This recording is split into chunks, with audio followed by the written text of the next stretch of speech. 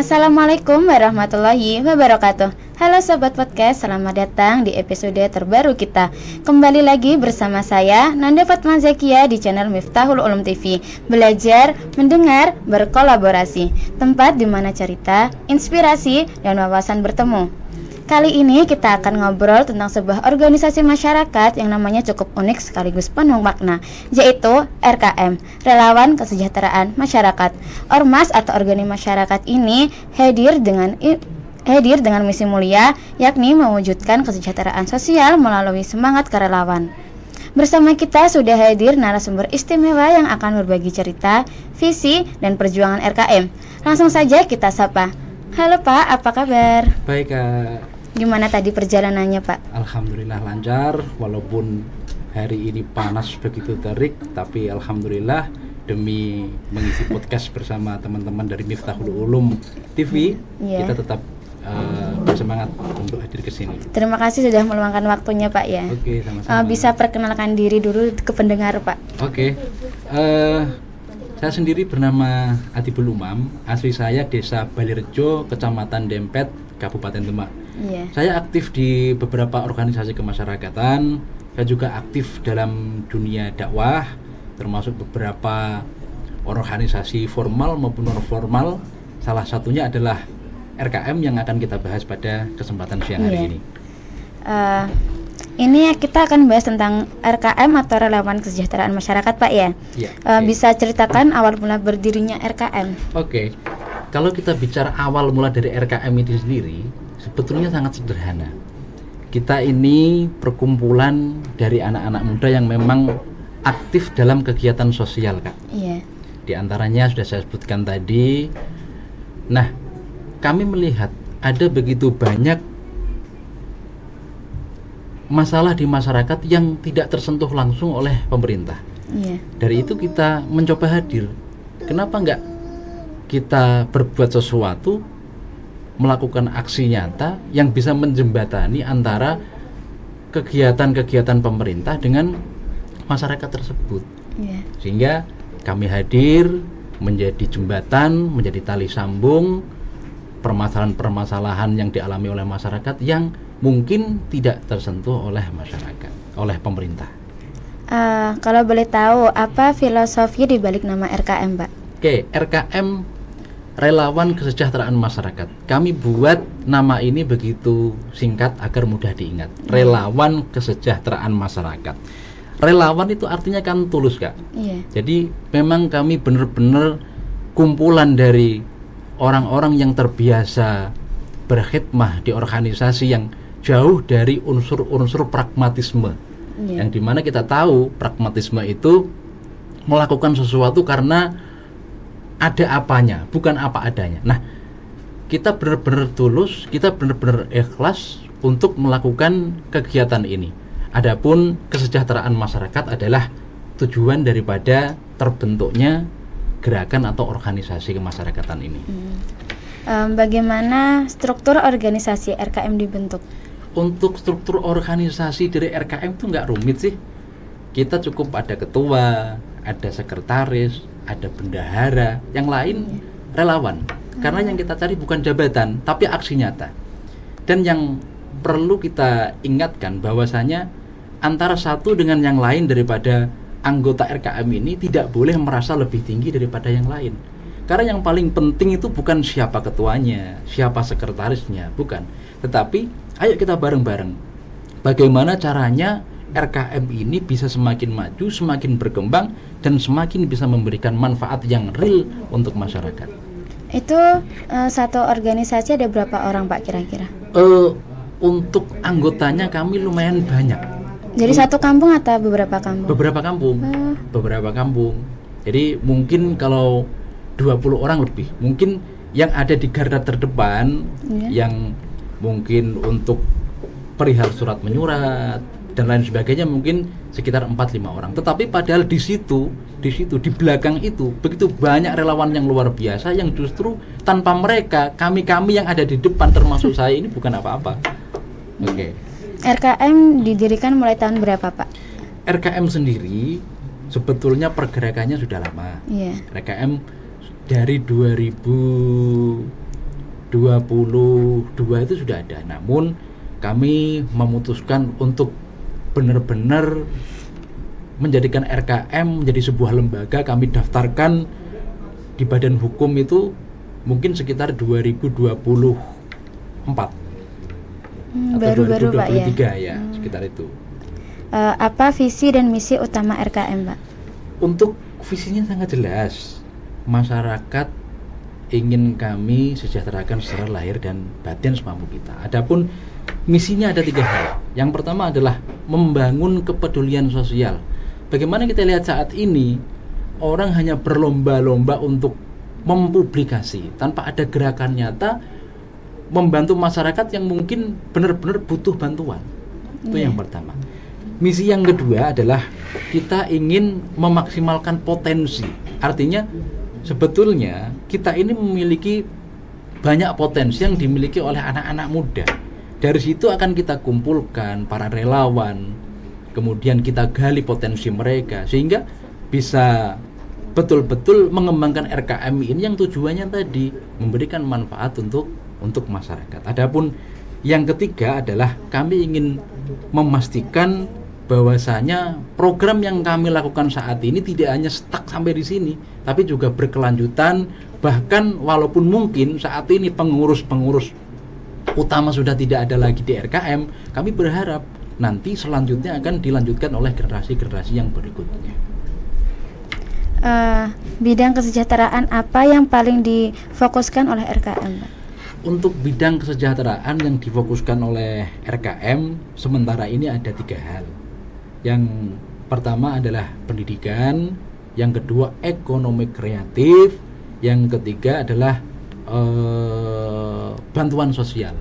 Itu ya. Pendidikan kami mencoba masuk ke pondok pesantren, kemudian kami berikan sosialisasi, kemudian pelatihan keterampilan itu juga sangat penting. Karena dari situ, dari keterampilan yang kita berikan kepada masyarakat, sehingga masyarakat nanti bisa mandiri dan sejahtera. Yang artinya kita tidak hanya memberikan ikan kepada masyarakat, tapi kita berikan kail. Kalau kita berikan ikan dimasak habis, tapi kalau kita berikan kail tersebut akan bisa digunakan, dimanfaatkan untuk selanjutnya bisa mendapatkan ikan dan ikan yang berikutnya. Kemudian yang ketiga tentunya kita justru ini yang paling vital bagi kami adalah memberikan bantuan sosial, terutama ketika ada bencana-bencana yang terjadi. Ini kami hadir. Insya Allah kami menjadi garda terdepan di Kabupaten Demak. Di antara sekian banyaknya teman-teman yang memiliki organisasi yang mungkin serupa, kami insya Allah juga menjadi garda terdepan untuk memberikan sumbangsih kepada masyarakat yang terdampak bencana. Gitu. Untuk masuk RKM itu ada persyaratannya nggak Pak? Untuk masuk RKM relawan kesejahteraan masyarakat tidak ribet, tidak butuh ijazah yang tinggi, tidak butuh gelar, enggak. Yang penting kemauan, yang tulus. Karena yang kita cari itu bukan latar belakang pendidikan yang mentereng, bukan, tapi benar-benar mau enggak, ikhlas enggak untuk memberikan waktunya, tenaganya dan pikirannya untuk masyarakat. Apakah RKM memiliki target jangka panjang untuk masyarakat? Target jangka panjang yang sedang kita rencanakan adalah masyarakat tidak hanya sebagai penerima manfaat, tapi yang kami harapkan masyarakat yang sudah kita bantu nanti bisa berdaya, bisa mandiri, bahkan akhirnya masyarakat yang tadi kita berikan bantuan bisa ikut serta menjadi relawan. Jadi gerakan ini tidak berhenti di kita, tapi menular ke banyak orang. Seperti yang saya katakan di awal, ayo kita berikan kail, jangan cuma kita berikan ikan, seperti itu. Bagaimana strategi RKM dalam mengajak masyarakat untuk ikut berpartisipasi? Kita biasa turun langsung ke masyarakat, kita sentuh mereka, kita ajak bicara, kita obrolkan, kita tanya bagaimana kebutuhan mereka. Nah, dari situ biasanya mereka akan merasa diperhatikan. Akhirnya mereka mau terlibat. Seperti itu kira-kira. Apa saja tantangan terbesar yang dihadapi RKM di lapangan? Tantangan terbesar yang dihadapi RKM saat ini adalah konsistensi dari relawan dan juga terkait pendanaan. Itu yang paling besar ya. Karena kita sistemnya memang terkumpul dari teman-teman yang aktif di organisasi, dan kami sebutkan tadi jauh dari nilai-nilai pragmatisme. Jadi masalah pendanaan juga itu yang paling terkendala. Ya semoga dengan podcast ini berikutnya ada beberapa instansi yang turut serta bersemangat untuk menggandeng RKM di dalam mewujudkan visi dan misi kita di dalam menjadi penerang bagi masyarakat.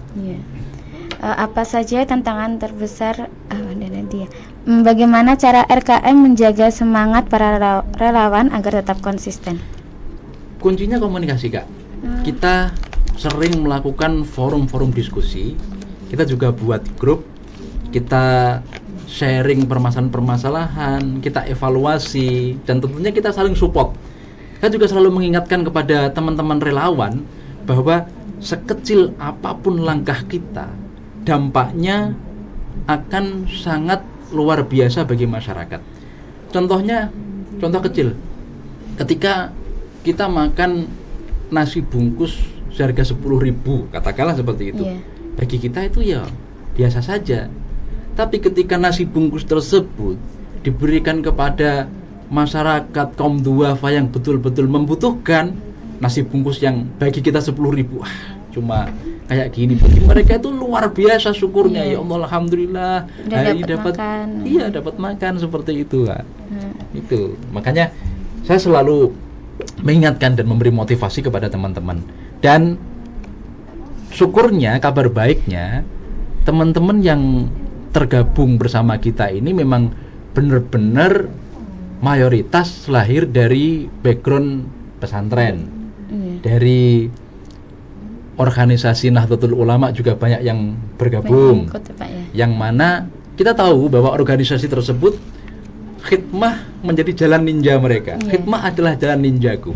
Jadi memang sudah ditatar sejak dari pondok pesantren dulu bahwasanya sebelum kita boyong, sebelum kita mentas dari pondok pesantren, tugas utama adalah berkhidmah. Dan khidmah itu tidak hanya kepada kiai, tidak hanya kepada guru, khidmah yang juga sangat luar biasa, bahkan menurut saya manfaatnya lebih luar biasa adalah ketika kita berkhidmah untuk masyarakat. Maka ada suatu kata-kata unik yang sering saya kutip, kalau kita belum bisa mengerjakan sesuatu yang menghasilkan uang, maka kita harus mengerjakan sesuatu yang bisa menghasilkan kebaikan untuk orang lain. Jangan sampai kita menjadi generasi yang mengeluh di tengah gelapnya malam. Tapi ayo, kita harus menjadi generasi yang menyalakan lilin. Kalau bisa kita menyalakan obor, agar lilin dan obor yang kita nyalakan tersebut bisa menjadi penerang, bukan hanya untuk kita, tapi juga untuk masyarakat yang lain. Apakah RKM berkolaborasi dengan pemerintah atau lembaga lain? Oke, untuk saat ini RKM berkolaborasi dengan BUMN, berkolaborasi dengan pemerintah, kita kolaborasi dengan sekolah, masjid. Setiap circle yang bisa kita ajak bekerja sama, maka kita datangi. Karena kegiatan ini menyangkut masyarakat. Kegiatan sosial ini bagi kami terlalu besar untuk kami angkat sendiri, kami tangani sendirian. Dari situ ke depan kita berupaya agar kita bisa menggandeng perusahaan-perusahaan yang ada di Demak dan sekitarnya. Ya, semoga dengan podcast ini, setelah ini kita bisa meluaskan jaringan kita.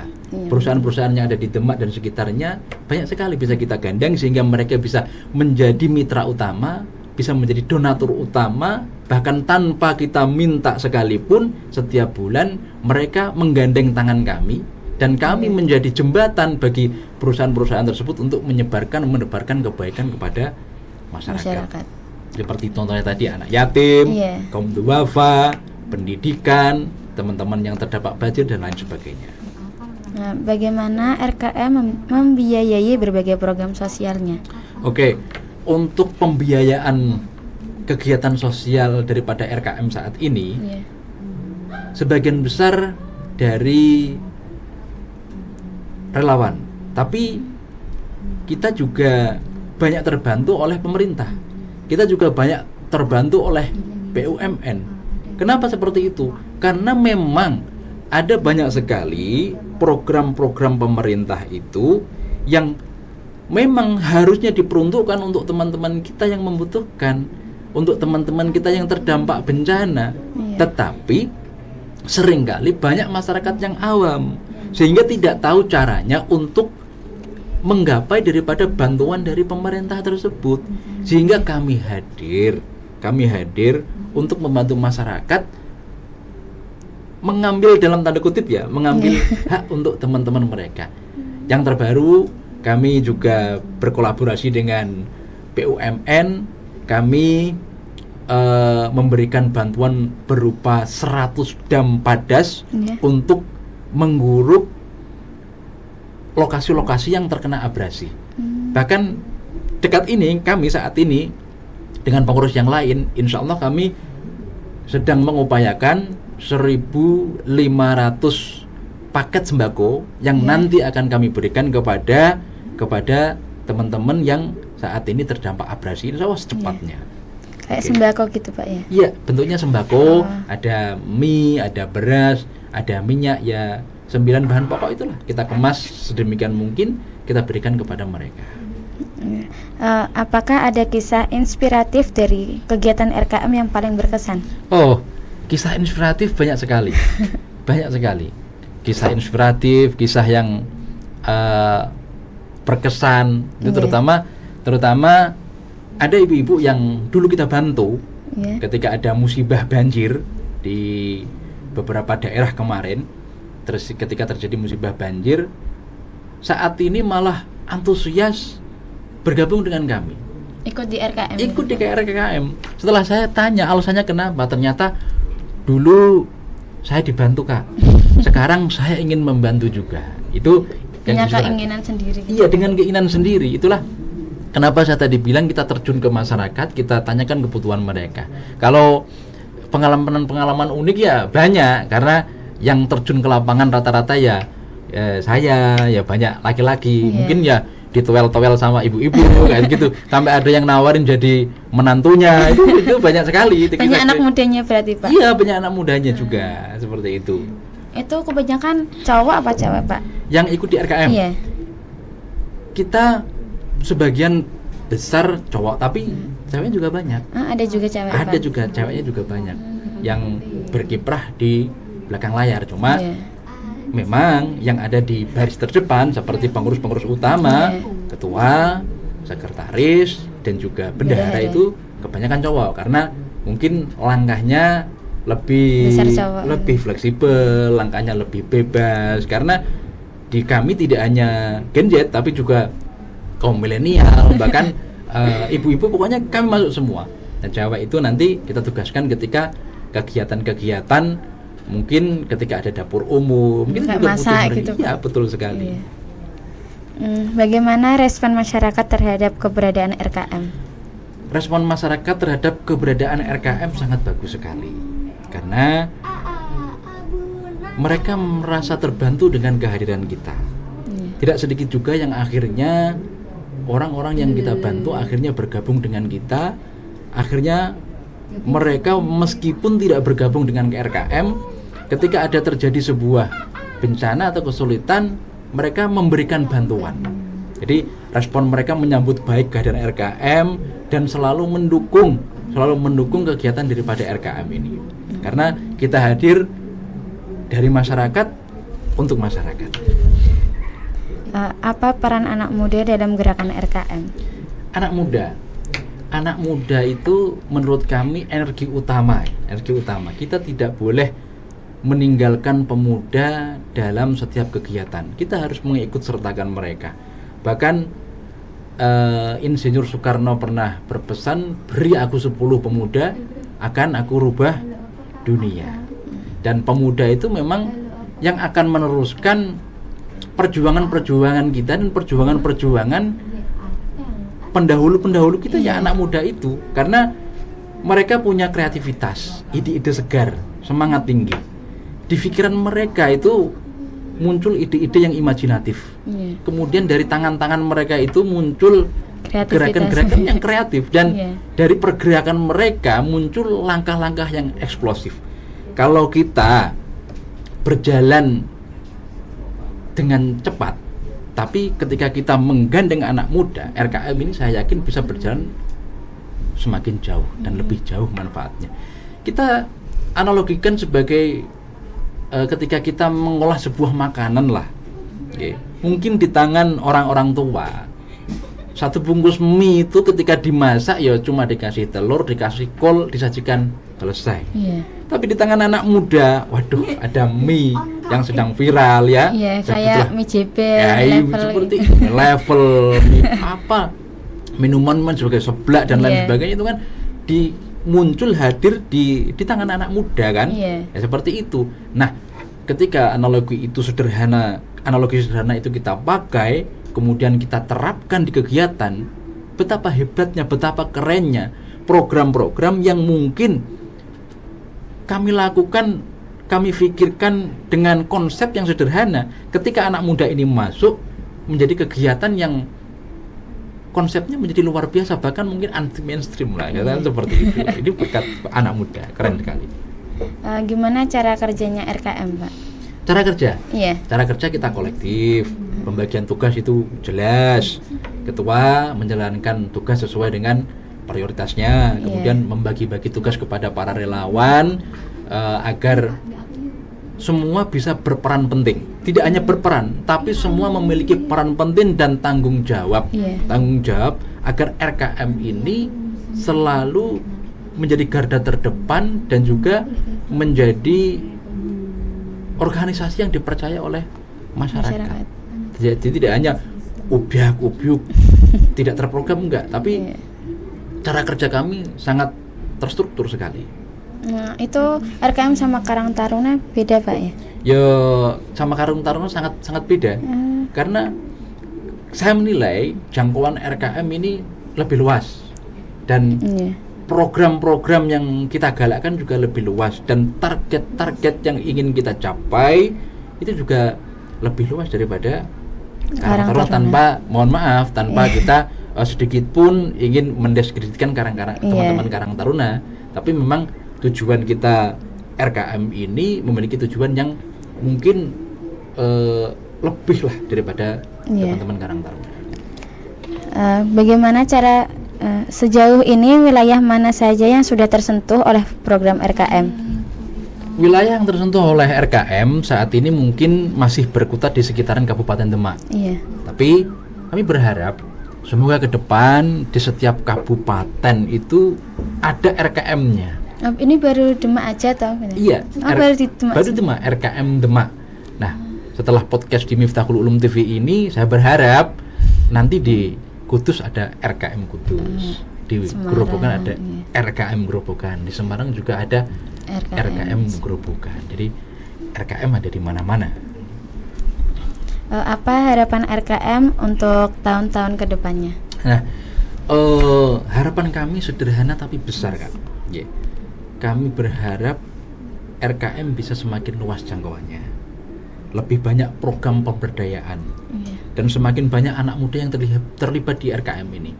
Dan juga kami berharap RKM bukan sekedar organisasi, tapi RKM merupakan gerakan bersama masyarakat. Jadi semua orang merasa memiliki RKM. Jadi RKM tidak dikuasai oleh Mas Adibul Umam saja, enggak, sebagai ketua, enggak. Tapi saya berharap setiap lini, setiap masyarakat, setiap anak muda merasa memiliki RKM dan bertanggung jawab, memiliki kepedulian yang sama seperti visi misi yang sudah dirumuskan oleh RKM tadi.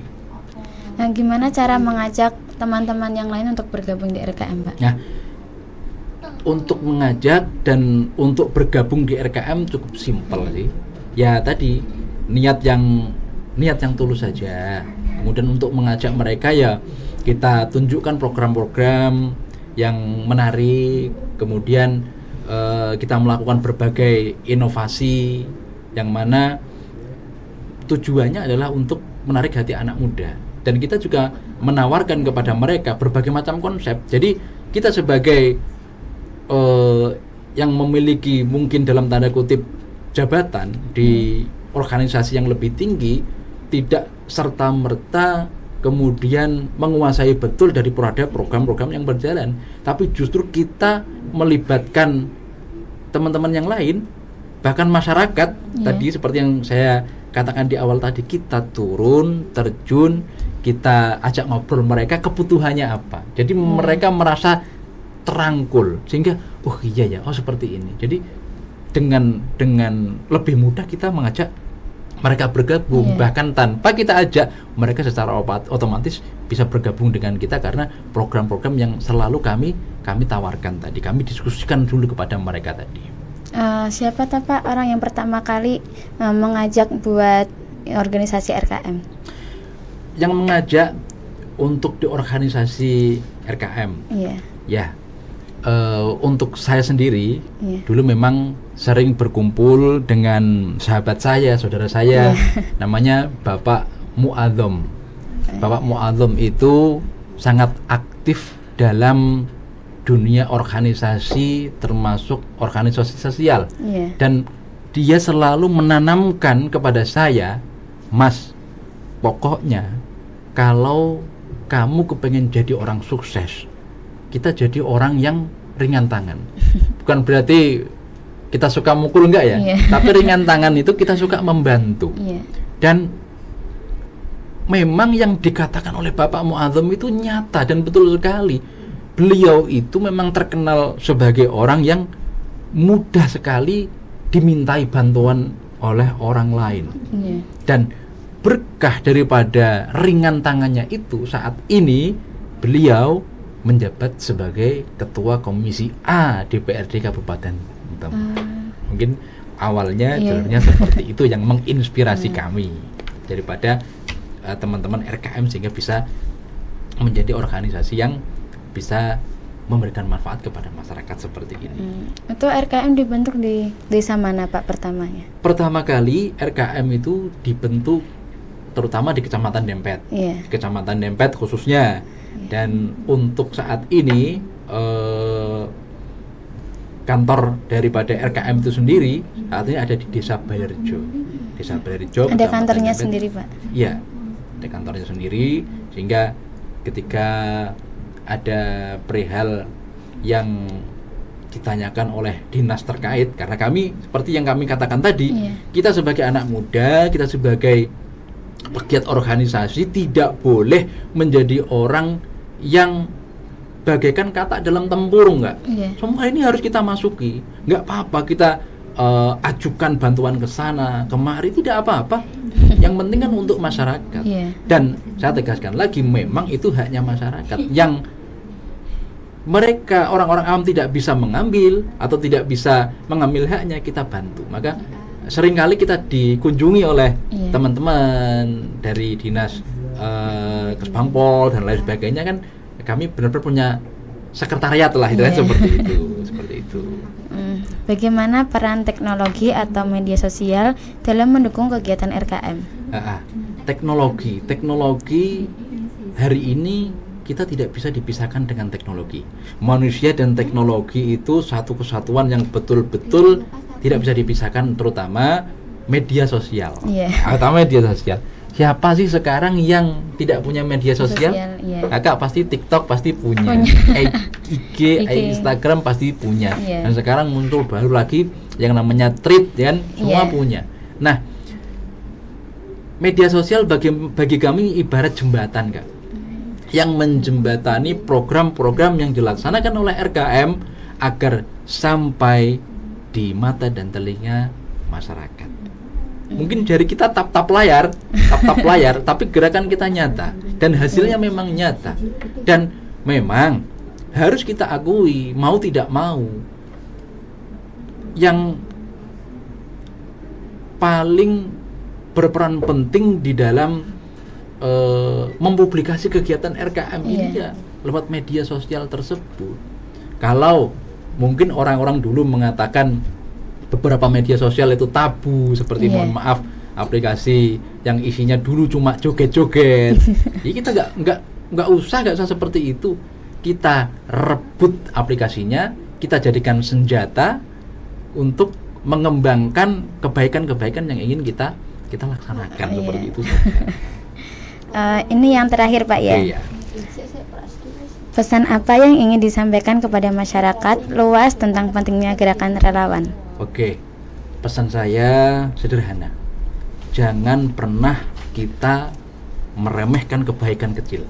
Iya. Karena setiap aksi sekecil apapun bisa jadi sangat berarti untuk orang lain. Gerakan relawan bukan hanya soal membantu, tapi soal menumbuhkan rasa kemanusiaan. Iya. Kalau banyak orang mau turun tangan, membantu, peduli kepada masyarakat, insya Allah wajah masyarakat kita akan jauh lebih sejahtera. Wah, luar biasa sekali sharing hari ini. Banyak insting tentang bagaimana semangat gotong royong bisa diwujudkan melalui organisasi masyarakat seperti RKM. Semoga apa yang dilakukan RKM bisa terus memberi manfaat nyata untuk masyarakat. Terima kasih banyak untuk Bapak Adibul atas waktunya. Untuk Sobat Podcast, jangan lupa dukung terus gerakan-gerakan sosial di sekitar kita. Saya Nanda Fatma Zakiah pamit undur diri. Wassalamualaikum warahmatullahi wabarakatuh. Bye-bye.